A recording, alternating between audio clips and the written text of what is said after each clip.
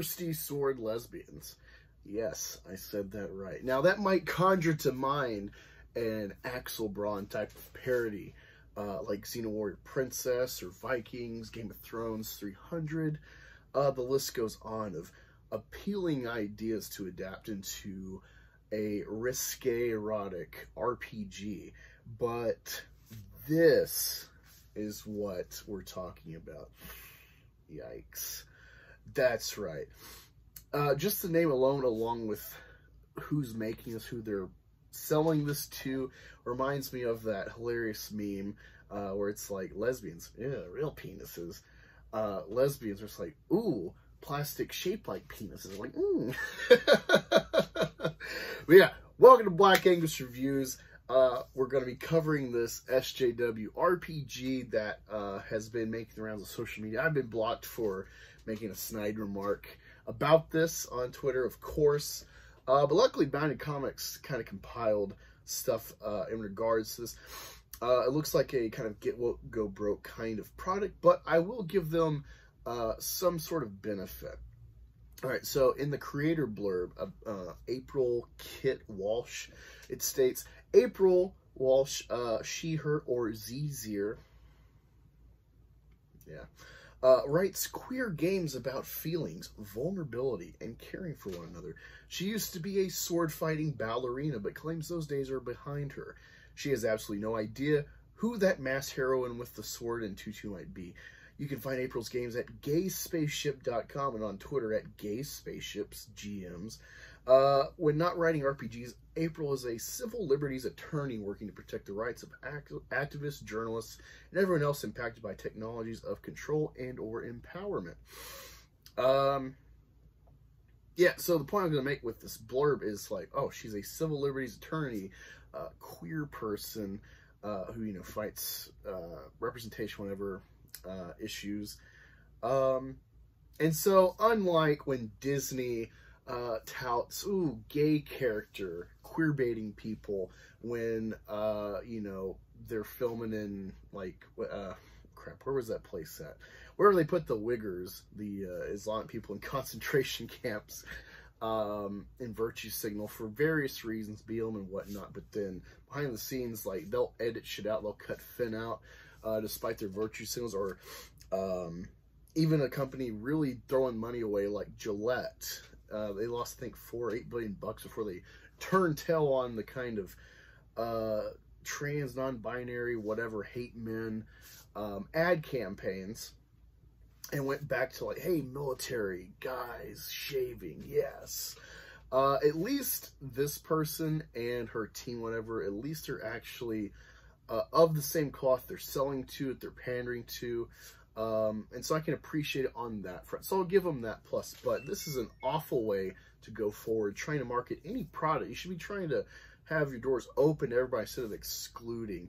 But then again, maybe they're getting ahead of what normies and normal fans, like fanatics of fandoms, should have been doing, gatekeeping from the start to keep people out that delude the product they're all behind. So kind of up in the air on that. But let's dig into it. So what made the rounds, EVS had a great one actually, response, but let me find it really quick. So the title is Evil Hat Productions attempts combative marketing for new RPG Thirsty Sword Lesbians by declaring if you don't like her politics, don't buy her games. And let me scroll down, find the actual tweet. So Evil Hat Productions, I guess they're the company making this product for on behalf of the creator, whatever. Says there's no such thing as an apolitical game. This page from Thirsty Sword Lesbians sums up our stance quite nicely. Reminder: if you don't like her politics, don't buy her games. We literally don't want nor need your money. The get woke, go broke mantra is pure bullshit. Well, mostly that's false, as Dwight would say. So let me zoom in here and try to read this. Crap, come on. Of course, it's not working today, so I'm gonna have to like look close to my computer, so bear with me. No fascists or bigots allowed. To play Thirsty Sword Lesbians, you must 1, support racial liberation, intersectional feminism, and queer liberation. 2, respect transgender people, non-binary people, intersex people, and women. 3, respect racialized people, respect black, indigenous, mixed race people, and other people of color. 4, respect sex workers. 5, respect disabled people. 6, respect immigrants. 7, respect lesbians and other people with queer sexualities. 8, respect people experiencing poverty or homelessness. 9, respect neurodivergent people. If you're wondering what that means, it's retards. It's their new term to work around disabled or retard. It's the newest term for it. Let me see, 9 or 10. So let's go 10. Respect fat people and people of all body types. 11, not demand that anyone educate you about their marginalizations. And they go on to continue. If you don't agree, fix your heart before sharing a table with other people. If you do agree, but you're struggling with self-loathing over any aspect of your identity, that's understandable. We're taught to hate ourselves in so many ways. Come on in, and let's celebrate the existence and joy of people like us. Again, this is meant for a certain demographic, so I kind of don't blame them for trying to, like, get ahead of this and, like, you know, hey, don't come here if you don't, like, fit this bill. You know, this is what's happened to fans like Star Wars. The Raylos have snuck in and added a weird segment to this fandom that, like, they're not even really invested in the story besides, you know, surface level fulfillment. Man, there's so much I can talk about Star Wars, but you see with comics where you read stuff, it's like, why is this being thrown in, you know? I'm reading Fear itself, and, like, that was reflective of the political landscape with the first couple years of Obama coming in, dealing with Bush-era stuff and the fallout and whatnot, recession, Occupy Wall Street, riots and stuff. That's kind of that's real-world stuff to apply to things falling apart. So, whatever. But when you start trying to, like, steer the audience for, like, this is the right politics, that's where things go awry, and that's where we're in right now. Pretty much in every facet of fandom, of escapism. You can't escape it, ironically. So let me scroll up. Man, this Zoom feature on my computer sucks. The article goes on to say, in what can only be described as a bizarre attempt to garner attention and a few extra sales, Evil Hat Productions recently chose to market their newly released tabletop RPG by decrying, if you don't like our politics, don't buy our games. Who does that sound like? Kelly Sue DeConnick. And if I'm not mistaken, you know, Captain Marvel keeps failing. I think it's probably in its longest run in the modern day right now. Because they're doing Avengers fairly well. But I want to say she got canned from Aquaman because it was, like, it was, you know, in the red, like half of DC crap in general. But yeah, let's go on. Released on June 7th following a resoundingly successful Kickstarter campaign, which raised almost $300K with over 8,000 backers with an initial goal of $20K. It's described as a role-playing game for telling queer stories with friends. Yippee! If you love angsty disaster lesbians with swords, you have come to the right place, reads the game's description. In this book, you'll find flirting, sword fighting, and zingers in a system designed for both narrative drama and player safety. So here's, I guess, a template, kind of like, I guess, D&D or something. The Spooky Witch is a weirdo who does their own thing while craving a connection. They found that many monsters are quite friendly if you give them a chance, but befriending them brands you a monster as well. Their central conflict lies in navigating pressures to conform versus their own desires or those of their monstrous friends. Aesthetics.